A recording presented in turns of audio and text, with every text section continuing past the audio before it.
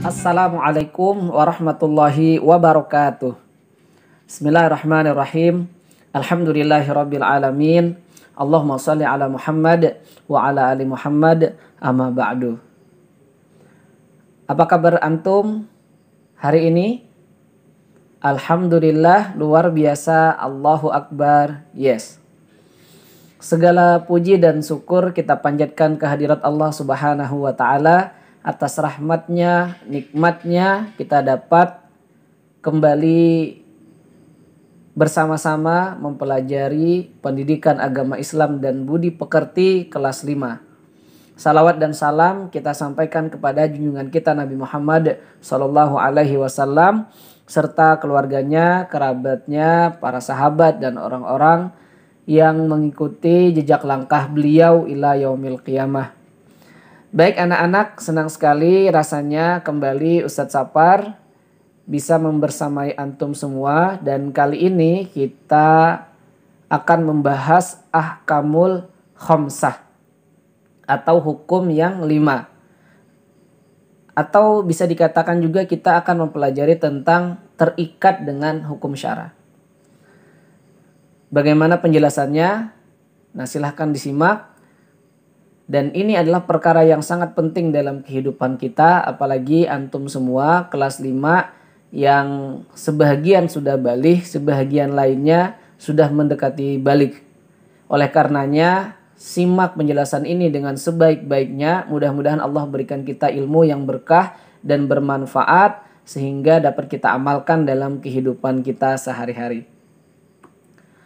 Anak-anak sekalian, kalau kita mencermati kehidupan kita, maka sesungguhnya kita menjalani kehidupan ini mulai dari bangun tidur hingga tidur kembali, bahkan tidur itu sendiri itu merupakan rangkaian dari satu perbuatan ke perbuatan yang lainnya.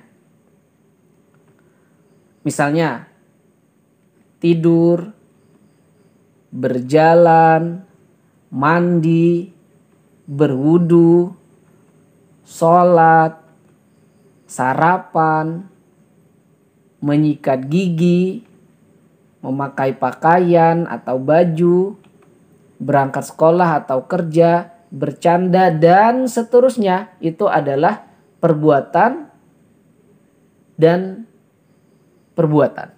Jadi satu perbuatan disusul perbuatan yang lainnya. Antum sedang menyimak ini juga adalah sebuah perbuatan. Nah, termasuk perbuatan pula adalah membantu orang lain. Misalnya membantu pekerjaan dia atau membantu ketika dia dibutuhkan, menemani ibu memasak atau mencuci piring, memukul teman, berkelahi, bermain game online, dan lain sebagainya. Ini juga adalah perbuatan. Ayo, dari ini semua kira-kira yang mana yang paling sering antum lakukan? Mudah-mudahan yang baik-baiknya ya. Nah, bahkan diam dan berpikir sekalipun dapat kita kategorikan sebagai perbuatan pula. Jadi intinya begini anak-anak. Semua yang kita jalani dalam kehidupan ini adalah dari satu perbuatan ke perbuatan lainnya. Bahkan diam, merenung juga perbuatan. Dan setiap perbuatan tersebut ada status hukumnya. Bukan status WA ya. Status hukumnya ada. Nah, status hukum inilah yang menjadi acuan bagi kita sebagai seorang muslim untuk melakukan atau meninggalkan suatu perbuatan itu. Maksudnya kita misalnya mandi. Apakah kita harus mandi atau tidak? Ini kan melakukan atau meninggalkan. Maka acuannya adalah status hukum ini. Nanti kita akan jelaskan. Nah, bukan kemudian kita melakukan atau meninggalkan sesuatu itu berdasarkan like or dislike ya, bukan berdasarkan suka atau tidak suka sesuai dengan selera dan hawa nafsu kita, bukan. Tetapi ada status hukumnya, yang mana status hukum itu adalah berasal dari Allah Subhanahu wa taala. Dalil di dalam Al-Quran disebutkan bahwa a'udzubillahi minasyaitonirrajim. Bismillahirrahmanirrahim. Ya ayyuhalladzina amanu atiullaha wa atiur rasula wa la tubtilu a'malakum. Hai orang-orang yang beriman, taatlah kepada Allah dan taatlah kepada Rasul, dan janganlah kamu merusakkan pahala amal-amalmu. Nah, ini dalilnya, maka kita harus taat terhadap Allah dan Rasul. Dalil dari As-Sunnah, la yu'minu ahadukum hatta yakuna hawahu taba'an lima ji'tu bih. Tidaklah beriman seseorang di antara kalian hingga ia menjadikan hawa nafsunya mengikuti apa yang aku bawa, kata Rasulullah. Dari sini dapat kita simpulkan bahwa acuan kita dalam melakukan atau meninggalkan sesuatu perbuatan itu adalah Allah dan Rasulnya, Al-Quran dan As-Sunnah. Dari sini kemudian para ulama menyebutkan kaidah syara yang berbunyi al-aslu fil af'alit taqayyudu bihukmillah. Hukum asal perbuatan manusia adalah terikat dengan hukum Allah atau hukum syara. Jadi kita tidak boleh melakukan suatu perbuatan tanpa kita mengetahui terlebih dahulu apa sih hukumnya. Antum mungkin penasaran, hukum itu bagaimana Ustadz? Nah, kita akan jelaskan. Status hukum perbuatan itu ada 5 macam. Ada berapa? Ada 5 macam. Ayo, angkat tangannya. Tangan kanannya, acungkan 5 jarinya. Status hukum perbuatan itu ada 5 macam. Nah, 5 macam inilah yang kemudian disebut dengan ahkamul khamsah atau hukum yang 5. Ahkamul kan artinya hukum-hukum. Khamsah itu artinya 5. Jadi hukum yang 5. Apa saja yang 5 itu? Wajib, sunnah, mubah, makruh, dan haram. Ayo ikuti Ustadz. Wajib, sunnah, mubah, makruh, dan haram. Ada 5. Nah, jadi yang dimaksud dengan perkataan atau pernyataan terikat dengan hukum syara, itu maksudnya adalah setiap perbuatan kita harus menyesuaikan dengan status hukum perbuatan tersebut. Sekali lagi anak-anak, hukum syara inilah yang menjadi acuan kita. Ya, apakah suatu perbuatan itu harus kita lakukan atau malah harus kita tinggalkan. Bukan berdasarkan suka atau tidak suka. Yang pertama, wajib. Apa itu wajib? Wajib adalah perbuatan yang apabila dikerjakan mendapat pahala. Dan apabila ditinggalkan mendapatkan dosa. Contohnya, sholat 5 waktu, subuh, zuhur, asar, maghrib, isya, itu adalah kewajiban. Puasa di bulan Ramadan, berhaji bagi yang mampu, berdakwah, menutup aurat, dan lain sebagainya, itu adalah wajib. Berarti jika ada orang tidak sholat isya, maka dia berdosa. Jika dia mengerjakan sholat isya, dia berpahala. Berhaji, ada orang punya uang begitu banyak, sudah mampu berhaji, tapi dia tahan-tahan, maka dia berdosa.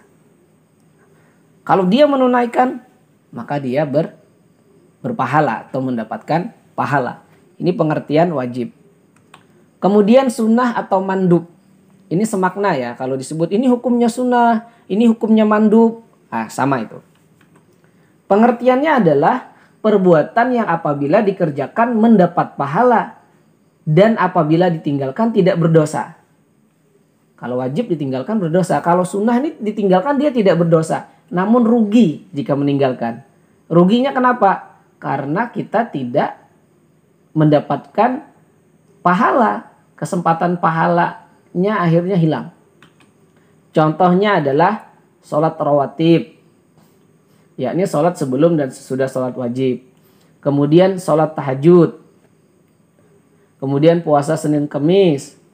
umroh, bersedekah, membaca Al-Quran. Nah, membaca Al-Quran itu hukumnya sunnah.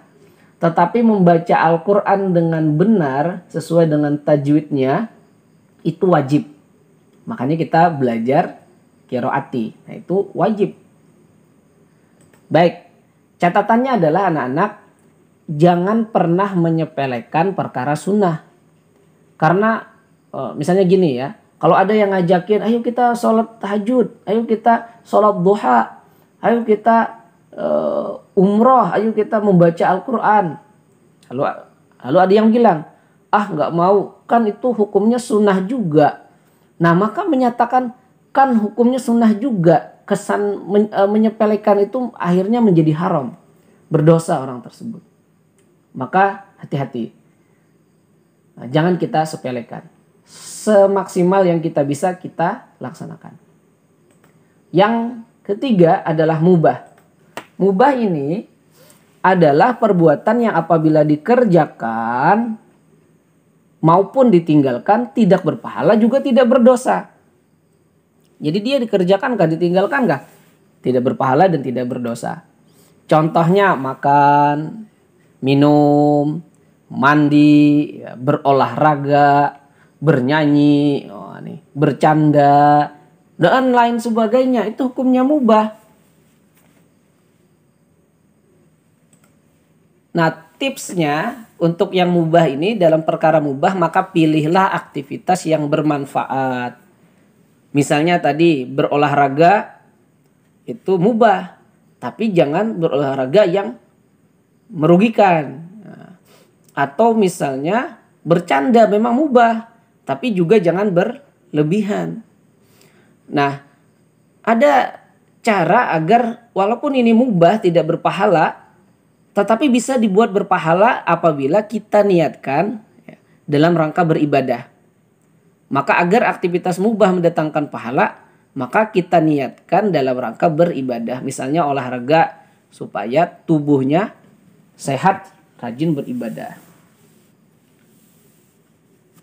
Nah, bahkan Ibnu Mas'ud dikatakan, beliau menyatakan kurang lebih begini, kami mencari pahala tidur seperti mencari pahala tahajud. Nah, artinya tidurnya ingin dibuat berpahala, maka niatnya dalam rangka ibadah. Yang keempat, makruh. Makruh adalah perbuatan yang apabila dikerjakan tidak mendapat dosa dan apabila ditinggalkan mendapat pahala. Jadi kayak kebalikan dari sunnah. Contohnya yang makruh, tidur setelah sholat subuh. Nah, itu makruh.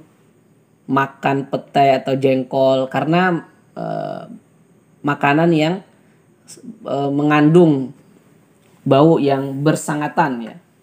Jadi sesuatu yang sangat panas, sangat dingin ya, sangat berbau. Nah, itu bisa makruh kalau kita konsumsi atau kita makan. Kemudian berbicara ketika berwudu itu juga makruh. Berwudu di WC, nah makruh, dihindari. Makan sambil berdiri, merokok, sebagian ulama mengharamkan, sebagian mengatakan makruh merokok ini, dan lain sebagainya. Nah, jadi yang makruh-makruh ini kita hindari anak-anak. Kita usahakan untuk kita hindari agar mendapatkan pahala. Namun ketika orang mengerjakan makruh, maka kita juga tidak boleh mengejek, apalagi menghina ya, karena dia juga tidak berdosa. Nah, catatannya untuk yang makruh ini jangan menyepelekan yang makruh. Jangan membiasakan melakukan yang makruh. Karena jika merasa biasa mengerjakan yang makruh, dikhawatirkan akan mendekati perbuatan yang haram. Ibarat lampu itu makruh ini lampu kuning. Nah, sebentar lagi lampu merah. Jadi kalau orang terbiasa mengerjakan yang makruh, nanti dia kecenderungannya akan mengerjakan yang haram. Nah, maka kita hindari yang makruh-makruh ini. Nah, yang terakhir adalah haram. Haram adalah perbuatan yang apabila dikerjakan mendapatkan dosa dan apabila ditinggalkan mendapat pahala. Contohnya adalah mencuri, minum minuman keras, atau mengkonsumsi alkohol atau narkoba, riba, ya, berjudi, ini haram. Mengejek orang lain, mengatakan jelek, mengatakan gendut misalnya untuk mengejek dan seterusnya. Berkhalwat. Berkhalwat itu adalah berdua-duaan laki-laki dan perempuan yang bukan mahramnya. Nah, dan lain sebagainya. Nah, ini barangkali anak-anak ya. Alhamdulillah selesai. Terima kasih. Jazakumullah khairan katsiran. Insyaallah akan kita lanjutkan pembahasannya di kesempatan yang lain, masih terkait dengan ahkamul khamsah atau terikat dengan hukum syara. Assalamualaikum. Subhanakallahumma wa bihamdika asyhadu an la ilaha illa anta astaghfiruka wa atubu ilaik. Hadanallahu wa